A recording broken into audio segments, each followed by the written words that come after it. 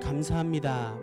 오늘도 회복할 수 있도록 우리를 보호하여 주시고 이곳에 있든지 저곳에 있든지 성령님의 도우심으로 오늘도 회복하며 걸어갈 수 있도록 부르심에 감사합니다. 아버지, 우리가 믿음으로 먼저 주님 붙들게 하여 주시고 말씀을 따라 순종함으로 겸손하게 주님 앞에 나아옴으로 우리가 변화를 받는 귀하고 복된 우리 모든 하나 가족 될 수 있도록 성령님 은혜 베풀어 주시옵소서. 오늘도 말씀 듣고 또 우리가 함께 기도하고자 합니다. 우리의 막힌 마음 열어주시고 우리의 다친 생각을 주님께서 다시 한번 낮춰주시고 아버지, 우리 마음밭이 아버지 가난한 마음밭 돼서 주님 말씀 앞에서 온전히 무릎 꿇는 복된 시간 되게 하여 주시옵소서. 모든 말씀 예수님의 이름으로 기도드립니다. 아멘.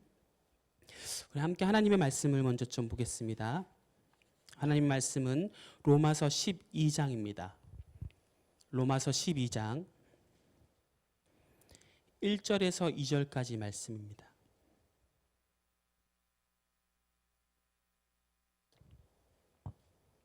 로마서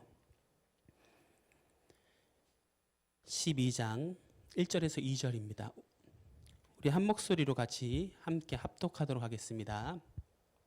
함께 읽겠습니다. 로마서 12장 1절에서 2절입니다. 그러므로 형제들아, 내가 하나님의 모든 자비하심으로 너희를 권하노니 너희 몸을 하나님이 기뻐하시는 거룩한 산 제물로 드리라. 이는 너희가 드릴 영적 예배니라. 너희는 이 세대를 본받지 말고 오직 마음을 새롭게 함으로 변화를 받아 하나님의 선하시고 기뻐하시고 온전하신 뜻이 무엇인지 분별하도록 하라. 아멘. 회복으로 가는 길이라는 큰 주제를 가지고 오늘 이제 5번째 말씀을 좀 묵상하고자 합니다. 목사님과 함께 채택한 책은 우리 리거렌 목사님의 회복으로 가는 길이지만 사실 그 안에 담겨 있는 하나님께서 우리 주시는 말씀들을 잘 찾아서 우리 또 하나교회에 적용할 수 있도록 그렇게 우리가 소스를 삼아서 또 이렇게 말씀을 잘하고 있는데요. 은혜가 되시는 줄로 믿습니다. 그렇죠? 공부하는 것보다는 좀 낫잖아요. 그렇죠? 이렇게 말씀으로 공부하는 게. 오늘 5째 날인데요. 우리 한번 5째 날까지 왔던 여정들을 다 기억하자 그러면 어렵겠죠? 한번 보실까요? 첫 번째는 무엇입니까? 현실 인식 단계. 그렇죠? 두 번째는 무엇입니까? 희망 단계. 세 번째는 의식적으로 나아가는 단계. 네 번째 어제지요. 과거를 청산하는 단계. 자, 오늘 5번째는 무엇입니까? 변화의 단계. 기꺼이 순종하는 단계. 이제 5번째까지 나오게 됩니다. 1단계부터 5단계까지 사실 모든 우리가 다루고 있는 본문의 내용은 회복이죠. 그래서 어떻게 회복할 것인가. 그래서 책을 보게 되면은 리커버리 해서 R부터 시작해서 단어가 하나씩 리얼리티 혹은 그다음에 그렇죠. 그래서 또 영어의 단어 첫 글자를 따서 그렇게 진행을 하고 있는 것을 볼 수 있습니다. 오늘은 이제 로마서 12장 1절에서 2절 이 두 구절의 말씀을 근거로 이제 우리가 오늘 변화해야 되는 이 단계 우리가 어떻게 회복할 수 있는가를 좀 찾아보고자 합니다. 로마서 12장 1절에서 2절을 제가 다시 한번 읽어드리겠습니다. 우리 잘 따라오면서 이렇게 곰씹으면서 함께 따라서 읽으시면 좋겠습니다. 그러므로 형제들아, 내가 하나님의 모든 자비하심으로 너희를 권하노니 너희 몸을 하나님이 기뻐하시는 거룩한 산 제물로 드리라. 이는 너희가 드릴 영적 예배니라. 너희는 이 세대를 본받지 말고 오직 마음을 새롭게 함으로 변화를 받아 하나님의 선하시고 기뻐하시고 온전하신 뜻이 무엇인지 분별하도록 하라. 아멘. 자, 오늘 5번째 날 우리 변화를 추구하는 회복의 5번째 원리는 이것입니다. 우리 함께 화면을 보고 같이 읽어볼까요? 시작. 하나님께서 내 삶 속에 일으키기 원하시는 모든 변화에 기꺼이 순종하고 내 인격의 결점들을 제거하실 때 겸손히 순종하라. 아멘. 오늘 키포인트는 사실 변화죠. 근데 변화에 있어서 또 하나 우리가 분명히 알아야 되는 좀 주의 깊게 살펴보아야 되는 단어는 바로 기꺼이 순종하다라는 단어입니다. 영어로는 voluntary submit 하고 있습니다. 발음이 오랜만에 하니까 저도 어색하네요. 한국 사람이어서 voluntary submit 하는데요. 볼런터리라는 단어를 제가 처음에 접했던 적이 있습니다. 언제였냐면은 대학교 1학년 때 아프리카로 선교지로 떠나는 여행에서 이제 스위스에서 비행기를 타고 내려서 이제 아프리카로 경유해서 가야 되는데 스위스에서 딱 내려서 경유하려고 비행기를 타는데 승무원들이 붙잡고는 저희한테 볼런터리 어쩌고 저쩌고 하면서 볼런터리 어쩌고 하는 거예요. 그래서 알고 봤더니 자발적으로 승차를 좀 밀어주면 더블 부킹이 돼서 밀어주면은 혜택을 이만큼 주겠다. 그래서 혜택으로 뭐 200유로, 그 다음에 스위스 호텔에서 1박 할 수 있도록, 그 다음에 또 공항에서 사용할 수 있는 상품권 또 200유로.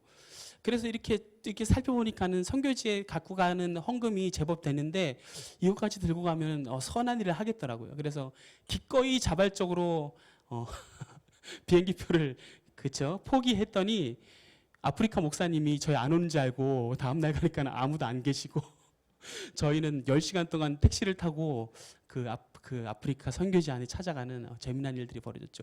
어쨌든 기꺼이 그렇게 자발적으로 할 때에 변화가 일어날 수 있다. 제가 볼런터리한 단어를 설명드리기 위해서 그렇게 한번 이야기를 해보았습니다. 제5원리를 우리가 살펴보면서 세 가지 대지로 나눠서 우리가 진행할 텐데요. 첫 번째는 우리가 변화를 받아야 되는데 우리가 변화를 이끌지 못하는 그 결점들, 그러니까 인격적인 결점들이겠죠. 우리 속에 있는 것이지 밖에 있는 것이 우리를 지배하는 경우보다는 먼저는 속으로부터 시작을 하거든요. 그래서 인격적인 결점은 무엇인가? 그리고 또 두 번째는 결점은 왜 그렇게 바로잡기가 힘든가에 대해서 오늘 이야기를 하고요. 세 번째 해결책 무엇입니까? 하나님께서 내 삶 속에 일으키시는 변화의 과정에 내가 어떻게 기꺼이 자발적으로 변화에 순종할 것인가에 대한 내용들을 좀 살펴보고자 합니다. 다음 장을 볼까요? 자, 인격적 요인들, 저는 생물학적 요인을 첫 번째 얘기하고 싶습니다. 보이지 않는 우리 몸에 새겨진 기록들이 있습니다. 바로 염색체인데요. 각각 부모로부터 2만 3천여 개 정도의 염색체가 우리 몸에 그대로 저장이 된다고 합니다. 자, 그러면은 거의 우리는요, 부모의 복사판인 셈이죠.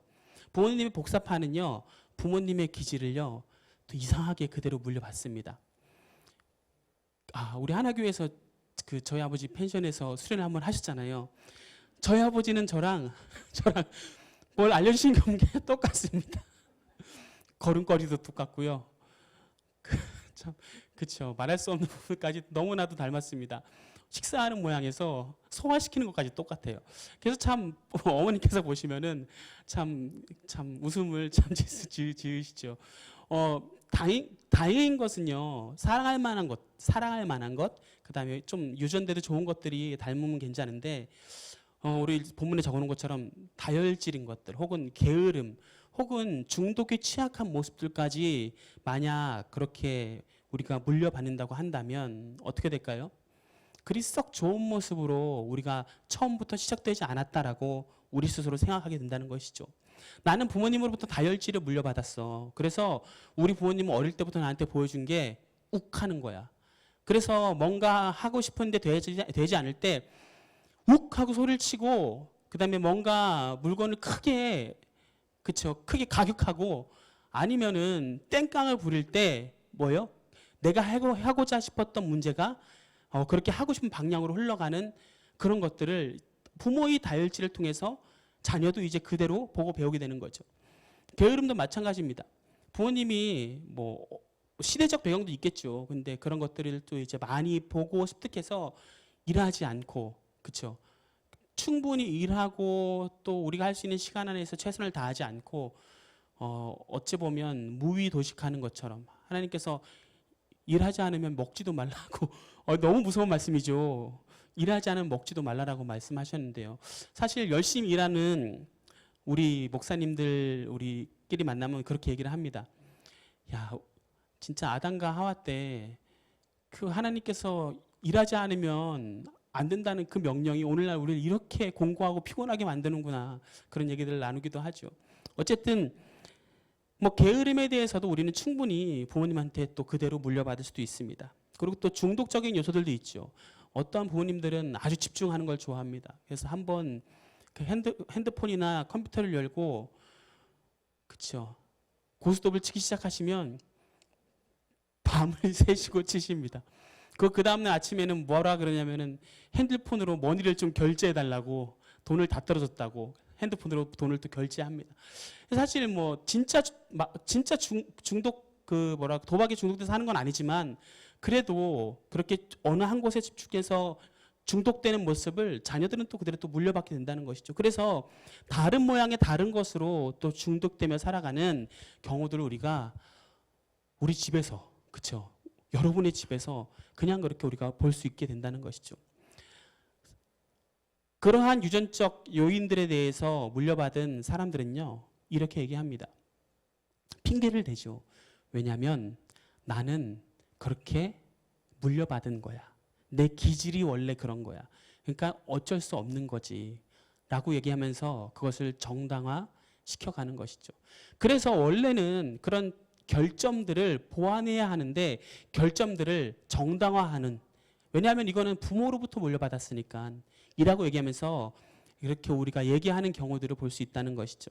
자, 그런데 중요한 것은요, 이것이 결코 결점의 요인의 하나가 될 수 있지만 이것이 전부는 아니라는 것입니다. 그것을 분명히 알아야 한다는 것이죠. 자, 두 번째 보면은 이 결점들의 요인을 보게 되면 두 번째는 이제 환경적 요인, 양육 및 교육으로 우리가 생각해 볼 수 있죠.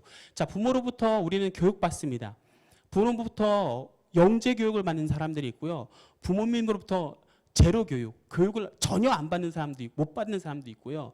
뭐 부모가 아닌 다른 사람들한테 교육받는 사람도 있습니다. 어찌하든지 간에 부모로부터 혹은 자신을 교육하는 사람으로부터 그 특정 방식으로 양육되게 되어지면 무엇이 되냐면 그것이 자기 몸에 기록이 된다는 것이죠. 자기가 그것에 익숙하게 됩니다. 그래서 익숙하게 되면은 그 익숙한 것이 편한 것이 됩니다.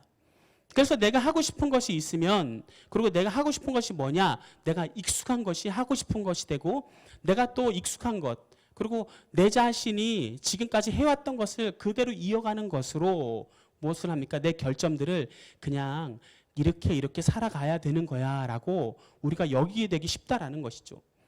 결점들로 보지 않고 어떻게 합니까? 그냥 특정의 방식으로만 생각하고 중요하게 여기지 않고 문제가 있다고 여기지만 그러나 괜찮다라고 여기며 지나간다는 것이죠.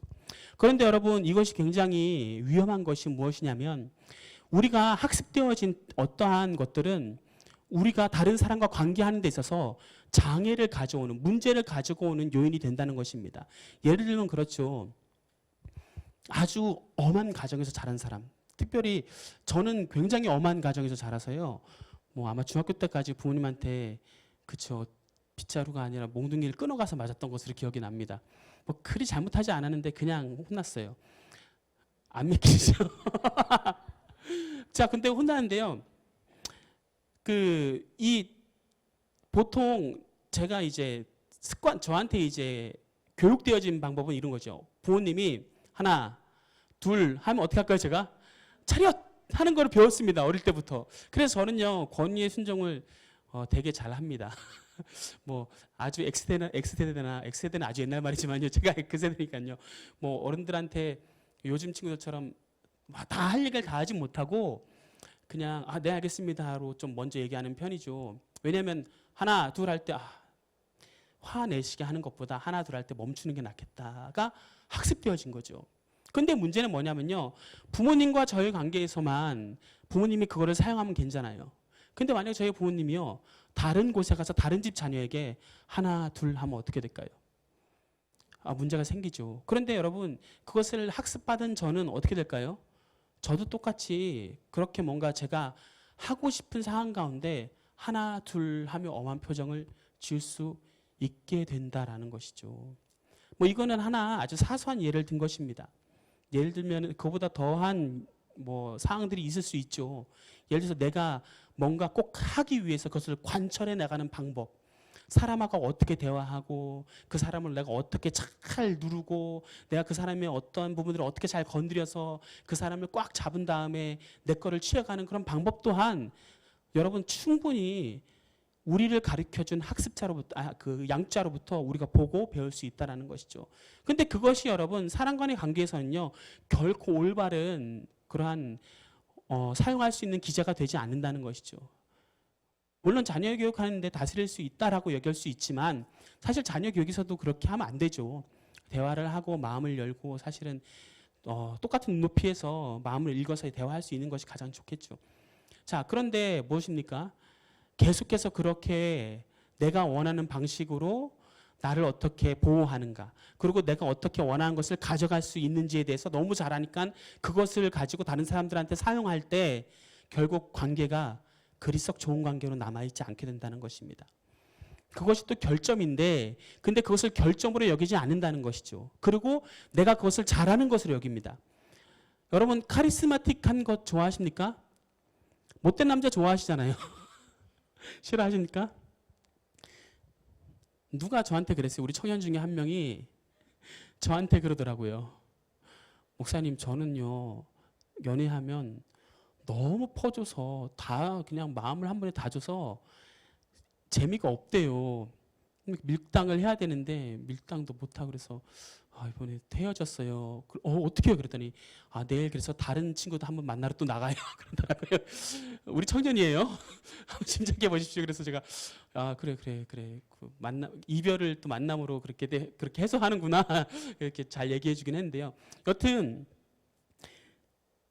그러한 결점들을 우린 여러분 해결해야 될 것으로 봐야 하는데요.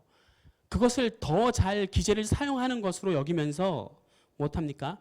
무의식적으로 이제 나의 상처, 또 내가 보호받아야 되는 것, 그리고 내가 다른 사람들한테 거절해야 되는 그러한 무기로 사용하며 살아간다는 것이죠. 이것이 바로 아주 결정적으로 우리가 잘못 사용하는 우리 마음의 기제다라고 우리가 볼 수가 있습니다. 빨간 글자를 보면 이렇게 말하죠. 결점은 자신에게 해가 될 방법으로라도 무의식적으로 채우려 할 때 나타난다. 무슨 얘기입니까? 익숙하기 때문에요. 해가 되는 줄을 알면서도요, 그냥 하는 거예요. 그러니까 다른 사람들한테 화내서 내가 하고 싶은 대로 걸어가는 것을요, 화내면 안 된다는 것을 알면서도 뭐예요? 무의식적으로 화를 내는 거죠.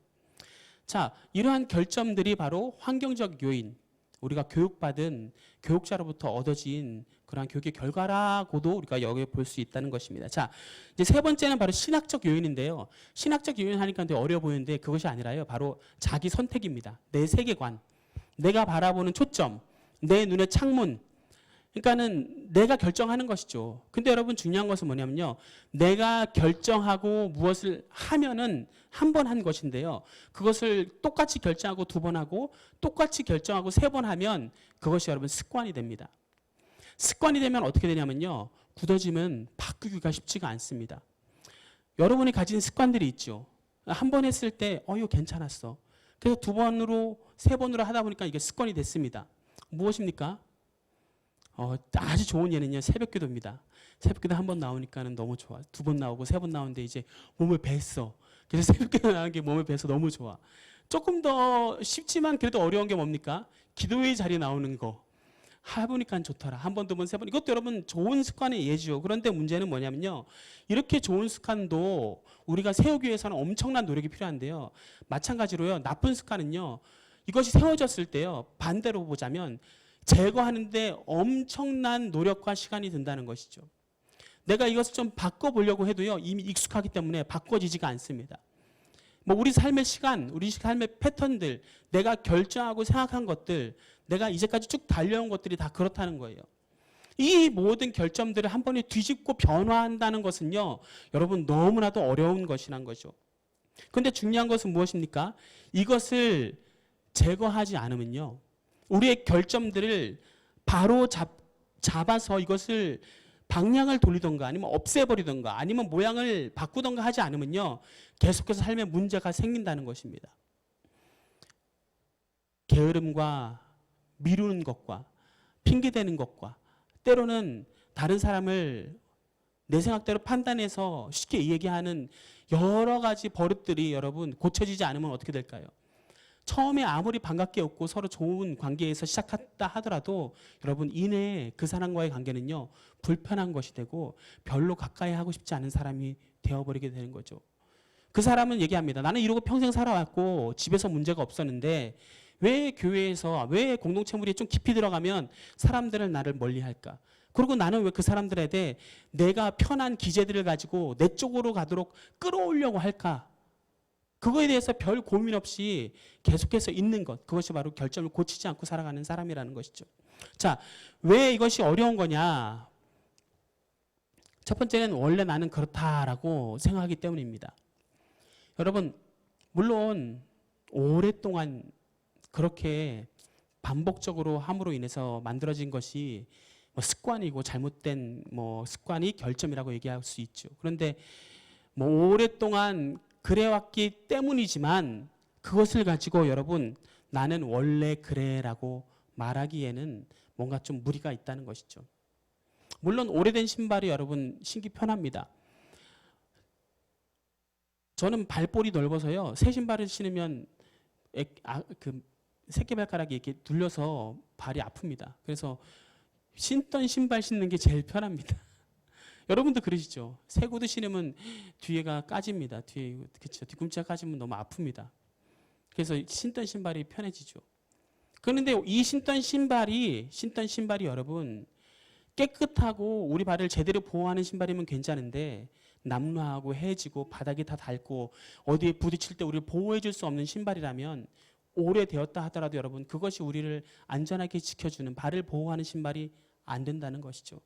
그럴 때에는 원래 그렇단 말을 사용할 수 있는 것이 아니라 바로 잡아야 한다는 인식을 우리가 가져가야 한다는 것이죠. 자, 또 두 번째로 왜 어렵냐면요. 정체성이 혼란되어지기 때문입니다. 자, 이게 저는 책을 읽고 저도 생각하면서 그럴 수 있겠다라고 본 건데요. 결점이 있습니다. 근데 여러분 결점은 결점이고요. 정체성은 나인데 결점과 정체성을요 동일시하는 거예요. 예를 들면 그런 거죠. 그 정체성은요 영어로 얘기하면 who am I입니다. 나는 누구지? 그렇죠? 나는 누군가. 그런데 여러분 정체성은요 내가 하는 것, 이것은 정체성이 아닙니다. 내가 익숙한 것, 그것은 정체성이 아닙니다. 내가 무엇을 생각하는 것, 그것도 정체성이 아닙니다. 내가 뭐라고 말하는 것, 그것도 여러분 정체성이 아니죠. 원래 그래란 말을 저와 여러분들은 사용할 수가 없습니다. 왜 그렇습니까? 에베소서 2장 10절을 보면요. 하나님께서 우리를 그런 방식으로 만드셨다고 말하죠. 어떻게 해요? 우리는 그의 만드신 바라라고 말합니다. 후에 가서 우리가 이 구절을 살펴볼 건데요. 저와 여러분들은요. 그의 만드신, 그가 누굴까요? 하나님이 만드신 바라. 바로 이것이 우리의 정체성이죠. 원래 우리가 지음받은 것이 바로 정체성이죠. 우리가 지금 말하는 것이 우리 정체성이 아닙니다. 지금 내가 익숙하게 살아온 것이 내 정체성이 아니란 것입니다. 여태까지 여러분들이 수십 년 동안 살아온 그 모든 것이 여러분 것 같아도요. 그게 나인 것 같아도요. 그것이 여러분이 아니라요. 태초에 하나님께서 창조하신 그 모습이 바로 여러분의 정체성이란 것이죠. 그래서 여러분 우리는요. 지금 내가 실패하고 죄짓고 나의 결점들로 내가 뭉쳐서 나는 원래 내가 그런 사람이구나라는 생각을 해서는 안 된다는 것입니다. 저도 실수가 많습니다. 여러분도 실수가 많습니다. 우리는 모두 실수합니다. 우리는 모두 부족합니다. 우리는 모두 아담의 자손이기 때문에 죄로부터 자유할 수 없고요. 계속해서 더 능동적으로 더 발달되어진 죄악들을 우리 몸에 DNA에 기록되어서 지금까지 자라왔습니다. 그러나 여러분 우리가 짓는 그 죄가 우리가 하는 그 잘못됨이 우리의 정체성은 아니란 것을 여러분 우리가 꼭 기억하시기를 간절히 바랍니다. 그래야지 원상복귀를 할 수 있죠. 이것을 우리가 붙들지 않으면요. 지금 있는 내 모습에 또 실패하고요.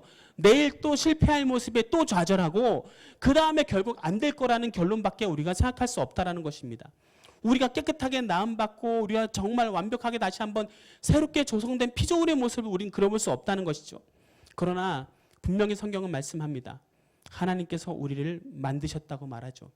만드셨다고 말할 때 에베소서에서는 우리를 가지고 걸작품이라고 말합니다. 마스터피스라고 말합니다. 그냥 만들어진 것이 아니라 예술가가 일생일대에 하나만 아울 만한 걸작으로 만들어진 것이 바로 우리라고 성경은 말씀하고 있죠. 자, 그래서 우리는요, 결코 정체성, 특별히 우리를 생각할 때 우리가 하는 것, 우리가 가지고 있는 수없이 많은 저지른 결점들이 나구나라는 생각으로부터 여러분 먼저 좀 자유하시기를 간절히 바랍니다. 자, 세 번째는요. 왜 바로잡기 어렵냐면요. 보상의 원리가 있기 때문이에요. 결점은요, 여러분, 보상을 합니다. 좀 웃기죠? 결점이면 마이너스인데 무엇을 보상할까요? 바로 핑계댈 여지가 생긴다는 것입니다. 아, 나는 안 되나 봐. 나는 원래 그랬어. 라고 얘기하면 뭐가 됩니까? 다른 사람으로부터 관심 받을 수 있죠. 다른 사람으로부터 아, 괜찮아, 아니야. 그렇지 않아. 다른 사람이 나를 위로하게 할 수 있습니다. 더 나아가서는 여러분, 나의 결점을 가지고요. 다른 사람들의 행동을요. 통제할 수 있는 수단으로도 사용할 수 있습니다. 제가 경험한 것 중에 가장 마음이 아팠던 통제당했던 한 장면은요. 바른 가르침을 하는데 바른 가르침을 받아들이지 못했을 때 부교육자가 교회를 떠나야 되는 그렇죠. 아, 성도님이 나가시게 할까요? 교육자가 나가는 게 나을까요? 저는 교육자가 나가는 게 낫다고 생각해서 제가 나왔어요. 제가 나갔는데요. 뭐 어떻게 바로 청년 하나 때문에 저는 사실 옛날 같으면은 제가 전혀 정말 제가 저기 의모 교회에 있을 때 같으면요. 완전히 매뉴얼 정말 시 분초까지 따져서 앉혀놓고 완전 가르쳐서요. 뭘 잘못했는지를 조목조목 다 얘기해서 완전히 바닥으로 그 다음에 다시 한번 또 잘 일어설 수 있도록 이렇게 할 수 있겠는데 제가 이제 나이가 조금 더 들고 나니까 담임 목사님께서 20몇 년 동안 세우신 교회와 그렇게 가르쳐온 성도들과 또 그렇게 성장된 사람들을 내가 한 번에 우르르 변화를 혁신하는 것은 어째 보면은 소요일 수 있겠다라는 생각이 들어서 그렇죠. 제가 이제 빠지는 게 낫겠다. 제가 결석하는 게 낫겠다는 생각을 하게 됐죠. 어떻게 됩니까? 여러분 바르게 대응하지 못하고 내가 원하는 것이 되지 않을 때 목사님 저는 박유샘 목사님 때문에 교회 안 갈 거예요. 다른 교회 옮길 거예요. 라는 그 고백으로 저를 컨트롤하게 되는 거죠. 담임 목사님을 컨트롤하는 거죠. 다른 청년들을 컨트롤하게 하는 거죠. 여러분 이것이 결점인지 모르고 이것이 잘못된 것인지 모르고요. 우리는 우리들의 결점을 가지고요. 다른 사람들한테 나를 봐달라. 나를 용납해달라. 그리고 또는 뭐라면 내가 떳떳하다는 식으로 그 사람을 뭐합니까? 통제하는 방법으로 사용하는 경우들이 있다는 것입니다. 솔직히 생각해 보세요. 여러분. 우리 안에 그러한 기제들이 있지 않습니까? 가정 안에서 우리가 그런 기제를 사용하고 있지 않습니까? 혹 부모님들은요. 아이들한테 때로는 하다 안 되면 울어버리던가 아니면은 주저앉아서 정말 넋이 빠진 표정을 지면 아이들이 와서 엄마 왜 그래 라고 하면서 그저 아이들이 와서 이렇게 안아주는 게 한 번이면 괜찮은데 이거 이렇게 하니까 아이들이 이제 나를 따라주는구나. 그래서 어떻게 합니까? 다음에 이제 좀 뭔가 안 들을 것 같으면 이러면 아이들이 와서 엄마 왜 그래 하는 것을 사용할 수도 있죠. 충분히 사용하게 되죠. 근데 여러분 그러한 기제를 사용하는 것은요. 내 결점들을 가지고 다른 사람들을 통제하는 것이죠. 바르게 관계하는 것은 아니란 것이죠.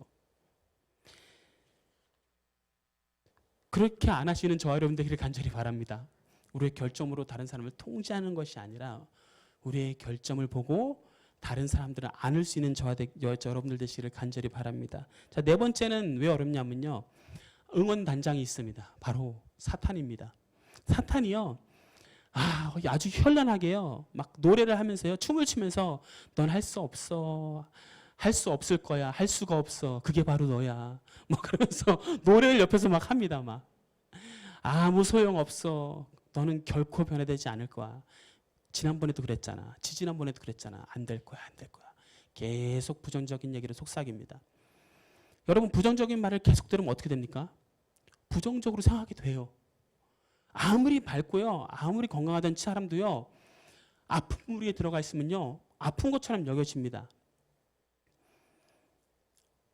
예전에 제가 모시던 담임 목사님께서요. 공감하는 마음이 굉장히 넓으셨어요. 공감하는 마음이 굉장히 넓으셔서요. 병원 신방을 못 가세요. 장례식은 가까스로 가시는데 병원 신방에 가면요. 병원에 있는 모든 사람들이 그 아파하는 것들 때문에 막 짓눌려져서요. 병이 다 자기한테 오는 것 같아요. 그 사람의 마음이 아픔이 다 느껴지는 것 같아서 너무 힘들대요. 그래서 진짜 병원에 신방을 잘 못 가시고 대신 저를 그런 다른 목사님들 같이 가라고 보내세요. 여러분, 우리가 우리를 계속해서 누르고 우리를 계속해서 어렵게 만들어가는 여러분 우리의 속삭임, 사실은 내 마음속에 핑계라고 여길 수 있는데 여러분 그것은요 핑계가 아니라요 사단의 속삭임이라는 것을 우리는 반드시 깨달아야 됩니다. 물론 뭐라 그럴까, 뭐 공감해가는 것으로, 그리고 다른 사람들한테 나의 공감대를 비춰가면서, 그리고 이제 그 공감대가 좋은 쪽으로 이끌어지면 상관이 없죠. 그런데 사람들은요 나쁜 말을 하는 걸 더 좋아해요. 뒷얘기하는 걸 더 좋아해요. 좋은 말, 긍정적인 말보다는요 지금 현실을 보고 판단하고 안 된다는 것을 얘기하는 것을 너무 좋아해요. 사람을 사용해서 사단의 말들을 하게 만드는 것이죠. 성경을 보면요 우리가 할 수 있는 말이 있고요 할 수 없는 말이 있습니다. 할 수 있는 말은 무엇일까요? 참되고, 그렇죠? 덕스럽고, 그렇죠? 다른 사람을 이롭게 하고 사랑할 만한 말을 하라고 얘기하죠. 근데 뭐 하지 말라고 말합니까? 수근수근 하는 거, 그렇죠? 또 뭐 하지 말라요? 험담하지 말라고 말하죠. 근데 우리가 제일 좋아하는 게 상태 파악이라고 얘기하면서 뒷담화, 그렇죠? 현실 파악이라고 얘기하면서 뭐예요? 안 될 거야. 여러분 다 사탄이 주는 생각이고 사탄의 언어 방식이라고 여러분 잘 생각하시고 그렇게 받아들이셨으면 좋겠습니다. 내가 똑똑해서 내가 잘 생각해 보니까 이건 안 되는 거잖아가 아니라요. 그냥 지금 안 되는 거는요 하나님 하시면 안 되는 거예요. 그리고 우리가 모자르니까 안 되는 거죠. 근데 그걸로 보면 되는 거지. 그 이상의 것들을 말한들 무엇이 달라지겠습니까? 그런데 우리는 계속 뭐합니까? 부정적인 말들 하는 걸 좋아하죠. 여러분 이곳에서 그 부정적인 것에서 꼭 여러분 탈출하시는 여러분 되시길 간절히 바랍니다. 부정적인 말이라는 방이 있으면요 그 방을 꼭 탈출하셔야 돼요. 성경은 우리 입술을 가지고요 혀를 가지고요 불 같다고 말합니다. 근데 이 불은요 집을 활활 불살라버리는요 그런 불 같다고 말합니다. 그냥 조그만 불씨가 아니라요. 그런 다음에 뭐예요? 우리 온몸을 다 태우는 불이라고도 말하죠. 그래서 우리 혀를, 우리 입을요 여러분 너무 우리는 잘 우리가 지켜야 합니다. 지키시기를 주님의 이름으로 축원합니다. 막 이까지 말이 올라오시면은 웃으십시오. 그 다음 뭐 할까요? 그 다음에 그냥 화제를 돌리십시오. 그리고 그냥 말을 한다면 듣기만 하십시오. 근데 여러분 들으실 때는요 가만히 있잖아요. 그러면요 무언의 동의가 됩니다. 들으실 때는요 갸우뚱하세요. 그리고요 다 끝났으면 그렇구나, 너는 그렇게 생각할 수 있는 것 같은데 라고 그냥 여지만 남기시고 그래 다른 생각도 있을 수 있겠다 라고까지 벌리시면 싸우진 않잖아요. 더 얘기하고 싶어도 얘기 안 들어갈 걸 아니까 안 하시면 됩니다. 자, 그렇다면요 여러분 이제 해결책, 지금까지 여러분 이제 해결책 얘기하려고 서론을 이렇게 길게 얘기한 거예요. 자, 해결책은 로마서 12장 1절과 2절에 다 기록되어 있습니다. 한번 같이 한번 읽어볼까요? 시작.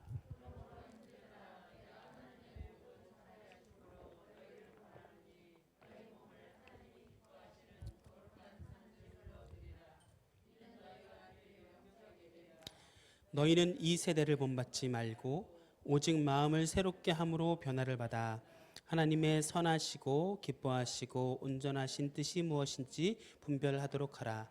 아멘. 자, 오늘 여기서 우리가 이 두 구절 가지고도 여러분 설교를 해도 사실은 뭐 한 주간도 할 수 있죠. 근데 우리가 지금 변화를 받는다는 것에 대해서 가장 중요하게 말하고 있는 것 한번 찾아볼게요. 제가. 자, 보십시오. 변화를 받아. 자, 2절을 보게 되면요. 변화를 받아라고 말하는데 그 앞에 단서가 무엇입니까? 오직 무엇을요? 마음을 새롭게 함으로. 자, 마음을 새롭게 함으로 저는 이것을 가지고요. 차량 옵션에 한번 비유해서 생각해 봤습니다. 여러분 요즘에 나오는 차에 보면요. 기본적으로 막 계속 넣으려고 하는 옵션이 하나 있는데 이것이 뭐냐면요. 스마트 드라이빙 컨트롤 그렇게 얘기를 합니다. 뭐냐면 차선이 이탈되는 거를 방지해주는 기능. 앞에서 누가 딱 튀어나오면 뭐예요? 차가 자동으로 딱 멈추는 기능. 차간 거리가 너무 가까우면은 어떻게 해요? 자동으로 차를 멈추는 기능. 브레이크를 밟고 있다가 졸면서 브레이크를 떼면은 어떻게 해요? 차가 앞으로 가서 콩 박지요. 제가 봄에 앞에 있는 외제차를 그렇게 한번 콩 했다가 아이고 뭐 자국도 안 나는데 범퍼를 다 갈고, 그분이 부천 어디가 계시는데 이 설교를 들으시면 꼭 회개하시기 바랍니다. 결국에는 최고 맥시멈까지 모든 것을 다 해결하시더라고요. 와, 저는 참 여튼 그렇게 그렇게 되는데요. 너무 속상해서 아이고 참. 여튼 여러분, 이 스마트 크루즈 컨트롤이 만약 제 차에 있었으면요. 제 차는 2010년식입니다. 그때 당시엔 그런 최첨단 기술이 없어서요. 제 발로 잡지 않으면 차는 멈추잖아요. 근데 요즘 차는요. 오토 홀드라는 기능이 있어서요. 오토 홀드를 누르고 브레이크를 한 번만 탁 치면 어떻게 되죠? 차가 앞으로 안 갑니다. 졸든 뭐하든 뒤에서 빵빵 하면 그때 발을 띄면 됩니다. 발을 띄는 게 아니라 엑셀을 밟으면 나아가죠. 너무 안전합니다. 여러분, 이 스마트 크루즈 컨트롤은요. 자동차에 보면요. ECU라는 컴퓨터가 있는데요. 그 컴퓨터에서 막 제동을 다 걸고 하는 거죠. 중앙 처리 장치가 있어서 그렇게 됩니다. 여러분, 스마트 크루즈 컨트롤이 있습니까? 여러분 차선을 이탈하려고 할 때 딱 쳐주는 그 스마트 크루즈 컨트롤 기능이 여러분 가지고 계십니까? 그거를 우리가 옵션을 달아야 합니다. 그 옵션을 달면요. 제가 뭐 장사꾼도 아닌데 자꾸 옵션 얘기하지. 옵션을 달면요. 와, 틀려져요. 고속도로 운전이 틀려집니다. 핸들도 알아서 흔들어주고요. 알아서 멈춰주고요. 알아서 갔다 섰다 다 해줘요. 근데 이 여러분 스마트 크루즈 컨트롤 기능을 갖는 것은요. 무엇이냐면 내 삶을 내가 드라이빙 하려고 하면은요.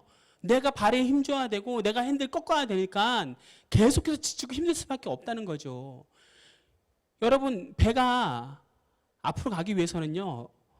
도시 바람을 받습니다. 근데 바람을 받는다는 것은 뭐냐면요. 저항이에요. 그리고 배가요. 내가 원하는 방향으로 가기 위해서 키를 돌립니다. 키를 돌린다는 건 뭐예요? 밑에 있는 닷이요. 물살 저항을 만들어서 계속 밀어준다는 것이죠. 여러분 계속 밀면서 살아오지 않으셨습니까? 계속 힘써서 방향을 이쪽으로 밀려고 자연스럽게 흘러가는 흐름에서 여러분 계속 이쪽으로 힘주며 살아오지 않으셨습니까? 이쪽 방향이 되다가 안 된 것 같으면 이쪽으로 꺾어야 되고, 바람이 일로 불다가 안 되니까 이쪽 바람 맞으려고 계속 돌려야 되는 것, 그렇게 하지 않으셨나요? 근데 그렇게 해봤을 때 뭐가 됐나요? 다 성공했나요? 목적지로 다 갔었나요? 다 얻어졌나요? 그렇지 않죠. 그런데 못합니까? 계속해서 우리 인생의 핸들대를 우리는 꼭 잡고 있습니다. 꼭 잡으시기를 간절히 바랍니다. 아멘. 아멘 하시면 안 되고요. 주님께서 이 핸들을 잡으시기를 여러분 주님의 이름으로 축원합니다. 이 핸들을 놓고 주님 이 핸들 잡으십시오라고 우리가 운전대에서 빠져버리면요. 어떻게 될까요? 그러면 뒷좌석에서 이제 사장님으로 그냥 가만히 이렇게 풍광도 이렇게 보면서요. 그쵸? 그쵸? 옆에 사람과 대화하면서 지금 우리 목적지가 잘 가고 있나 눈으로 감상하면서 갈 수 있는 것이죠. 어떻게 해요? 주님이 우리의 인생의 핸들을 잡으면 우리가 거스를 필요가 없습니다. 우리가 힘써 막 브레이크를 잡으려고 때로는 방향을 틀려고 할 필요가 없습니다. 유턴도 없습니다. 주님 하시니까요. 여러분, 우리 주님께서 그렇게 일하시는 분인 줄로 믿습니다. 우리 그렇게 찬양했죠. 주가 일하신다고. 그렇죠? 주님께서 일하시라고 했잖아요. 근데 우리 핸들대를 계속 붙잡고 있으면 주님 결코 일하실 수가 없습니다. 사랑하는 우리 성도 여러분과 우리 핸들을 주님께 양도가 아니라 그냥 넘겨드리기를 주님의 이름으로 축원합니다. 자, 계속해서 이제 해결책을 이제 한번 이제 적용의 문제를 가지고 한번 대지를 나눠봤습니다. 이거는 좀 빨리 진행을 해볼게요. 자, 첫 번째는 뭐냐면요, 한 번에 하나씩 우리의 결점들을 봐야 된다는 거예요. 그러니까 여러분 쫙 펼쳐놓고요. 계속 보기만 하면요. 뭘 고쳐야 될지 몰라요. 그래서 한 가지만 봐야 됩니다. 잠언 17장 24절은 이렇게 말씀합니다. 지혜는 명철한 자 앞에 있거늘 미련한 자는 눈을 어디에요? 땅끝에. 지금 여길 봐야 되는데요. 어디 봐요? 저 멀리 저렇게 되는구나. 계속 그걸 보면서요. 뭐예요? 내가 원하는 것을 계속 보려고 고개만 들게 된다는 것이죠. 근데 내가 원하는 그것을, 내 결점을 가지고 내가 계속 그것을 어떻게 해보려고 하는 시도가 아니라 무엇입니까? 이 문제가 문제되었구나라고 내가 바로 앞에서 직시하는 것, 바로 내가 이 하나의 결점을 잡는 것, 집중하는 것이 중요하다는 것입니다. 여러분 가지신 지금 가장 바꾸고 싶은 결점 하나가 무엇입니까? 여러분 어떤 게 여러분 정말 이거 빨리 고치고 싶다라는 결점이 되십니까? 그렇다라고 한다면 여러분 기도하십시오. 어떻게 기도하시냐면요. 내가 원하는 대로 기도하지 마시고요. 하나님, 이 결점을 하나님께서는 어떻게 하기를 원하십니까? 라고 물으시면서 기도하십시오. 그러면서 성경을 보십시오. 그럼 성경에서 말씀하고 있습니다. 이 결점은 이렇게 극복할 수 있다라고 성경은 말씀하죠. 그럼 우리는요, 그 결점을 보면서요, 이렇게 할 수 있다는 것을 붙들고 계속 이 기도를 하나에 집중하면서 이 문제에 계속해서 봉착하고 문제가 계속해서 일어났던 부분들을 곰씹으면서 나의 연약함을 내려놓고 뭐예요? 변화하기로 기꺼이 순종하면 되는 것입니다. 여러분 바로 이것이 뭐냐면요. 구체적인 기도라는 거예요. 구체적인 회개라는 거예요. 그냥 단순히요. 아버지요. 아버지의 뜻대로 하소서. 아버지의 뜻대로 하소서. 주여. 아버지의 뜻대로 하소서. 이게 아니라요. 제가 아버지 마음이 별로 안 착해요. 마음이 별로 그렇게 썩 좋은 사람 같지가 않아요. 더 구체적으로 가봅시다. 저 사람이 이렇게 하는 게 어쩔 때는 저는 되게 마음에 속상해요. 근데 이게 속상한 거라 끝나는 게 아니라 어쩔 땐 분노가 나요. 근데 이 지점에서 저는 꼭 부딪혀요. 이 지점에서 꼭 계속 그 감정이 일어나요. 저 이거를 어떻게 해야 될까요? 하나님께서는 저의 이 감정을, 저의 이런 결점을 어떻게 하기를 원하십니까? 라고 계속 기도하면서 우리 연약함을 여러분 계속 놓으면서 기도할 때요. 이미 여러분들 속에 기록된 하나님의 말씀이요. 떠오릅니다. 왜냐하면 성경 여러분 여기서 1독 안 하신 분 안 계시잖아요. 여러분 벌써 성경 수십 번 읽으셨잖아요. 그래서 이 말씀이 몸에 기록되어 있잖아요. 그렇게 기도하면 나갈 때 하나님께서요. 말씀을 기억나게 하시죠. 그것은 이렇게 하는 거야. 내가 너한테 이렇게 했듯이 너도 이렇게 하면 되는 것 같아. 근데 이것이 어렵지만 자 성령님한테 의지해 보렴. 성령님께서 도우실 거야. 라고 할 때 하나씩 해결해 나갈 수 있다는 것입니다. 바로 이것이 무엇입니까? 한 번에 하나씩 승리에 집중하는 것이 되시죠. 집중하는 것이 됩니다. 자, 이 한 번에 하나씩이란 건요, 또 때로는 우리의 분량이에요. 그리고 이 분량은요, 여러분, 오늘이라는 카테고리를 넘어가지 않습니다. 자, 보시면요, 오늘 우리에게 일용할 양식을 주시옵고라고 말합니다. 오늘 우리에게 일용할 양식은요, 내일 먹을 게 아니에요. 오늘 먹을 것만 여러분 주신다고 해요. 그건 무엇입니까? 내일 먹을 거는 언제 주신다고요? 내일 주신다는 거예요. 그러니까 우리가 지금 집중해야 되는 건요. 지금 내가 대면해야 되는 이 문제인 거죠. 이 문제 밖에 또 다음 문제를 계속해서 곰씹을 필요가 없다는 거죠. 성경은 또한 말합니다. 34절이죠. 마태복음 우리가 6장에 중요한 이 두 구절인데요. 두 번째 구절은 그러므로 내일 일을 위하여 염려하지 말라. 내일 일은 누가 염려해요? 그렇죠. 내일 일은요, 내일이 염려한대요. 그러니까, 그쵸. 내가 염려할 게 아니라 내일은 내일이 하면 돼요. 투모로우는 투모로우가, 투데이는 내가. 근데 여러분 어떻게 합니까? 투데이도 내가, 투모로우도 내가, 그죠. 그 셋째 날도 내가. 그래서 어쨌건 끝날까지 내가. 그게 이어지니까 뭐 내 자녀 첫날부터 끝날까지도 내가. 우리 부모님이 첫날은 안 되죠. 그죠. 같이 했던 날부터 끝날까지도 내가 다 끌고 가면 어떻게 됩니까? 집중할 수 없죠. 문제로 둘러싸여서 살 수밖에 없다는 것입니다. 자, 넘어가서요. 세 번째 무엇입니까? 아까 전에 말씀드린 것입니다. 내가 아닌 하나님의 능력에 집중해야 됩니다. 여러분, 요한복음 8장 32절은요. 우리가 잘 알죠. 진리를 알지니 진리가 너희를 자유롭게 하리라. 이거 저기 어느 대학에 써 있는 문구죠?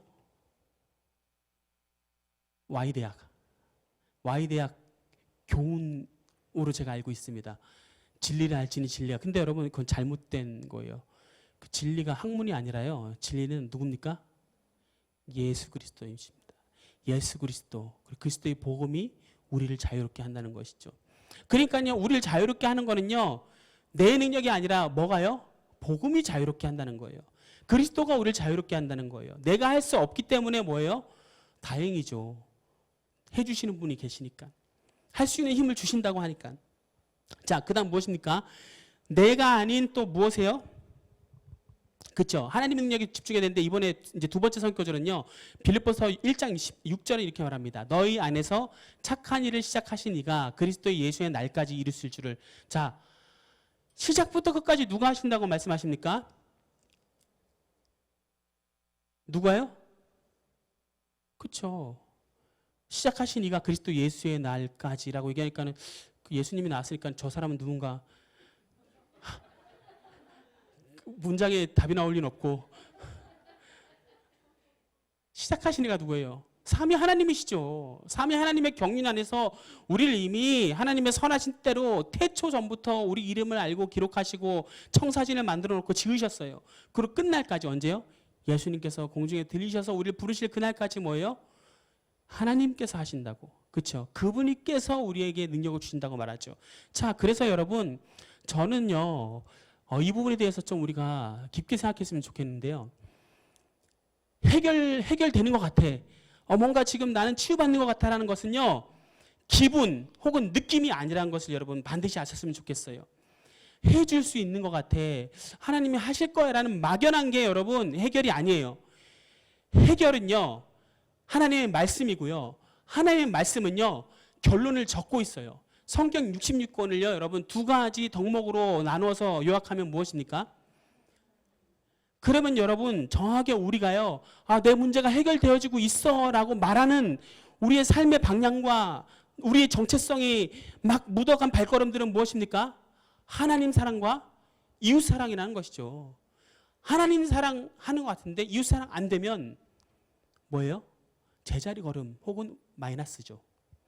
하나님 사랑도 안 되고 이웃 사랑도 아니면 심각한 거죠. 그렇죠. 그러면은 우리 기도해야 됩니다. 그분을 붙잡고 진짜 기도해야 됩니다. 하나님 사랑하고 이웃 사랑하는 여러분, 우리 삶의 증표가요. 바로 내가 회복되어지고 있다는 것을 뭐예요? 나타내는 척도라는 거예요. 문제가 있어요. 저도 문제가 있어요. 여러분도 문제가 있어요. 그런데 뭐해요? 다른 사람을 잘 사랑해 보려고 더 노력해요. 더 품어가려고 노력해요. 안 되니까 더 주님 앞에 매달리려고 해요. 그게 뭐라고요? 해결되어져 가고 있는 과정이라는 거죠. 여러분, 한 번에 우리가 갑자기 확 변화하는 건요, 여러분 어렵습니다. 우리가 한 2m를 한 걸음에 가는 건 어려워요. 그런데요, 한 걸음 내딛는 거는요, 무릎만 살짝 구부렸다 펴면 한 걸음이 내딛어져요. 여러분, 피자 한 조각을 큰 걸 먹을 때요, 언제 이걸 다 먹자 하지만요, 한 입 물기 시작하면요, 이미 손 안에 있는 피자는 다 없어져요. 오늘 저녁은 피자입니다. 우리 지역 소상공인들을 위해서 레드캡 저기 여러분 한 입 무는 것이 어렵죠. 우리가 조금씩 시도하고 한 번에 집중하며 나가면요, 반드시 우리가 우리의 결점들이 변화될 수 있다는 것입니다. 자, 이걸 가지고 이제 마지막으로 에베소서 2장 10절은 이렇게 말합니다. 아까 전에 말씀드린 구절인데요. 우리 한번 마지막으로 읽겠습니다. 준비 시작. 우리는 그가 지으신 바라 그리스도 예수 안에서 선한 일을 위하여 지으심을 받은 자니 이 일은 하나님이 전에 예비하사 우리로 그 가운데서 행하게 하려 하심이니라. 이 구절 안에 우리가 완전히 그냥 꽉 갇혀 있다고 저는 표현하고 싶어요. 이미 만드셨대요. 작정하셨대요. 하려 하심이다란 뭐예요? 이미 다 계획서를 써놨다는 거예요. 이미 박스 안에 가둬놨어요. 어떻게 해요? 선한 일이라는 제목으로 딱 붙여서, 그리고 너는 내가 만들었어 라고 메이드인 하나님 해서 그냥 딱 붙여놨어요. 그런데 이것을 그냥 한 게 아니라 언제요? 내가 인식하기도 전, 그것이 바로 하나님께서 태초라고 말씀하신 그 날부터 이미 하셔서요. 하나님께서는 이미 다 이루시기로 작정하셨대요. 그게 바로 누구라고요? 성도입니다. 그것이 바로 누굽니까? 그리스도인입니다. 그것이 바로 무엇입니까? 하나님의 나라를 오늘 살아가고 있는 저와 여러분이죠. 살아가는 성도 여러분, 저와 여러분은 하나님이 만드신 걸작품입니다. 걸작품은요, 그 생에 하나밖에 안 나온다고 하잖아요. 그래서요, 모양이 되게 다 틀려요. 독특해요. 그래서 다 내 취향이 안 맞아요. 다 안 맞아요. 다 그럴 수밖에 없어요. 그런데요, 그 모습 그대로가 다 뭐라고요? 걸작품입니다. 우리는 하나님께서 그렇게 만들어 놓은 거를요, 입달 필요가 없어요. 여러분과 함께 30년을 살아온 남편분, 그렇죠? 40년을 같이 한 아내분, 3, 40년 같이 있어 보니까 바뀝니까? 변화가 됩니까? 그렇죠. 안 바뀌죠. 어떻게 하면 더 결점들을 교묘하게 사용해서 통제해보고, 그렇죠. 내 쪽으로 이끌어갈까? 그렇죠. 어떻게 하면 정확하게 한번 더 부딪혀볼까? 우리는요, 여러분, 그럴 필요가 없어요. 있는 그대로 여러분 그냥 사랑하시기 바랍니다. 존재 자체로 사랑하시기 바랍니다. 어린아이가 예쁜 것은요, 기저귀에 똥을 싸고요, 우유를 먹다 토하고요, 그러고요, 그렇게 막 애를 썩이고 넘어지고 찢어지고 고장나도요, 그래도 사랑스러운 건 왜입니까? 내가 나서잖아요. 그렇죠? 하나님이 배 아파서 난 우리가 하나님의 자녀입니다. 그래서 우리는 누군 좀 낫고 누군 좀 덜하고라고 우리가 여길 수 없고요. 우리가 판단할 수 없고요. 하나님께서 지으셨기 때문에 그냥 걸작품이군요. 근데 이것도 비꼬지 마세요. 참 걸작품이다 이렇게 하면 절대로 안 됩니다. 걸작품이십니다. 그리고 그 안에서 사랑할 만한 요소들을 꼭 찾아가시기를 주님의 이름으로 축원합니다. 자, 결론 우리가 한번 읽고 마치겠습니다. 시작. 하나님이 일으키실 변화에 기꺼이 순종하며 겸손하게 간구하라. 우리 함께 찬양하시면서 이 결론을 가지고 우리 좀 기도하며 나아가실 텐데요. 믿음이 없이는 이라는 찬양입니다. 이 찬양에서는 이렇게 말합니다. 하나님, 제 마음이 너무 둔해서 주님을 볼 수 없습니다. 이 땅에 속해서 이 땅만 보다가 주님 손을 놓쳤습니다. 이 땅에 나그네로 왔는데 이 땅에 주저앉게 되었고, 주님께서는 나를 청지기로 불러주셨는데 나는 언제부터 내 삶의 주인이 되어버렸습니다. 믿음이 없이는 기쁘시게 못하기 때문에 고된 수고도 또한 모든 것이 헛될 뿐임을 분명히 알지만, 또 믿음이 없어서 무너져버린 나의 이 모습 가운데 다시 한번 주님께서 오기를 간절히 바랍니다. 여러분, 우리의 모습인 것 같습니다. 오늘도 여전히 아둔하고 너무나도 미련한 우리의 마음이라고 저는 보여집니다. 오늘 이 시간 너무 길게 해서 기도의 시간이